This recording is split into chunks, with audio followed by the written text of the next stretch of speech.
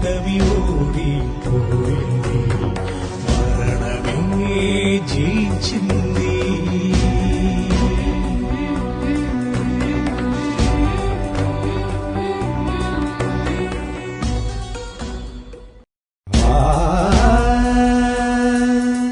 మరణమే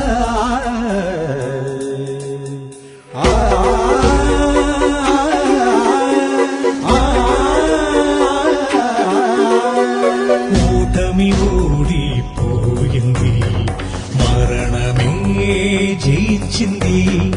ఓటమి ఓడిపోయింది, మరణమే జయించింది.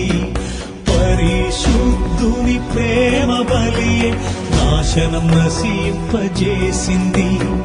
పరిశుద్ధుని ప్రేమ బలియే నాశనం నశింపజేసింది. ఓటమి ఓడిపోయింది, మరణమే జయించింది. Praise the lord, praise the lord. మీరందరూ బాగున్నారా? దేవుని యొక్క కృప మీకు తోడుగా ఉన్నగాక. ఈ కార్యక్రమం ద్వారా మీరు నిశ్చయముగా దీవించబడుతున్నారని నేను నమ్ముచున్నాను. దేవుని బిడ్డలారా, మీ పిల్లల విషయంలో మీరు బాధపడుతున్నారేమో, కలవరపడుతున్నారేమో. దేవుడు కొద్ది దినాల్లోనే మీ కుటుంబంలో అసాధారణమైన అద్భుతమైన కార్యం దేవుడు చేయబోతున్నాడు.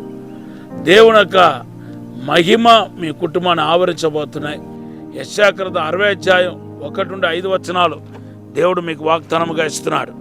గడిచిన కొన్ని దినాలుగా మనము యేసుక్రీస్తు మీద ఉంచబడిన ముళ్ళు కిరీటాన్ని గురించి ధ్యానం చేసుకుంటూ వస్తున్నాం. మత్తయి సువార్త 27:26 ముళ్ళు కిరీటం ఉంచబడింది. ఆ ముళ్ళు కిరీటాన్ని ఎందుకు దేవుడు భరించాడు? దేవుడు యేసుప్రభు అనుమతితోనే కాదా జరిగింది? ఎందుకు ఈ యేసుక్రీస్తు ఆ ముళ్ళు కిరీటాన్ని స్వీకరించాడంటే, ముళ్ళు అనేది మొదటిగా శాపాన్ని చూపిస్తుందని, రెండవది ముళ్ళు అనేది స్వయమును చూపిస్తుందని, మూడవదిగా ముళ్ళు అనేది దేవుని బిడ్డలారా వేదనకి గుర్తని, నాలుగవదిగా ముళ్ళు అనేది మరి ఆ ముళ్ళును దేవుడు మన మీద ఉన్న ప్రేమ చెప్పున ఆయన ఎవరు చేయలేని పనిని మన మీద ఉన్న ప్రేమ చెప్పున పెట్టుకున్నాడని, తర్వాత ముళ్ళు అనేది దేన్ని చూపిస్తుందంటే ఈరోజు దేవుని బిడ్డలారా మరి చింతను చూపిస్తుంది. అదేనండి పాస్టర్ గారు, చింతకి ముళ్ళుకి ఏంటంటే సంబంధం అని మీరు అడగవచ్చు. యేసుక్రీస్తు ఒక ఓమానం చెప్పాడు. మార్కు సువార్త 4వ విత్తన వేసే ఓమానాన్ని గురించి చెప్పాడు. ఒక రైతుడంట విత్తనం వేసేవాడంట విత్తనం వేసుకుంటా పోయాడంట. కొన్ని ఏమో ఆ విత్తనం ఎక్కడ పడిందంటే ముళ్ళు తుప్పల్లో పడిందంట. మార్కు సువార్త 6:28 మనం చూస్తున్నాం. ముళ్ళు తుప్పల్లో పడిన విత్తనం ఫలించకుండా పోయిందని మన పరిశుద్ధ గ్రంథంలో చూస్తున్నాం. దేవనామానికి స్తోత్రం, హల్లెలూయా. చూడండి, ముళ్ళు తుప్పల్లో పడిన విత్తనం ఫలించకుండా పోయిందంట. దాని వలన చచ్చిపోయినట్టుగా మన పరిశుద్ధ గ్రంథంలో చూస్తున్నాం. ఈ ముళ్ళు అనేది ఇక్కడ దేన్ని చూపిస్తుందంటే, దేవుని బిడ్డలారా యుగలోక సంబంధమైన ఆ యొక్క సాతాను యొక్క క్రియ, ఇండైరెక్ట్గా సాతాను క్రియ చేసి ఫలించకుండా చేసే అనుభవాన్ని మనకు తెలియపరుస్తున్నాయి. ఈరోజు కూడా అనేక మంది జీవితంలో ఈ ముళ్ళు కనపడుతుంది. చింత, మనస్సులో తెలియని వేదన, బాధ కనపడుతుంది. మీకు ఒకటి తెలుసా?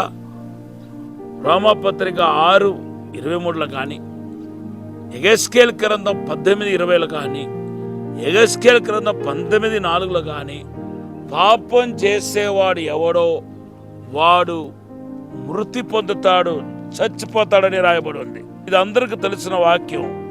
అదే సమయంలో ఎవరైతే ఐగిక విచారం కలిగి ఉన్నారో, చింతాకాంతులే జీవిస్తున్నారో వారు కూడా ఏమైపోతారంటే చచ్చిపోతారని రాయబడింది.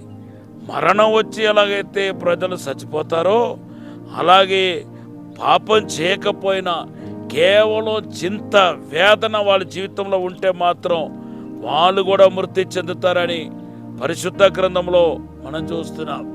దేవుని బిడ్డలారా చూడండి, 2 కొరింథీ పత్రిక 7వ అధ్యాయం 10వ వచనంలో ఈ మాట రాయబడి ఉంది.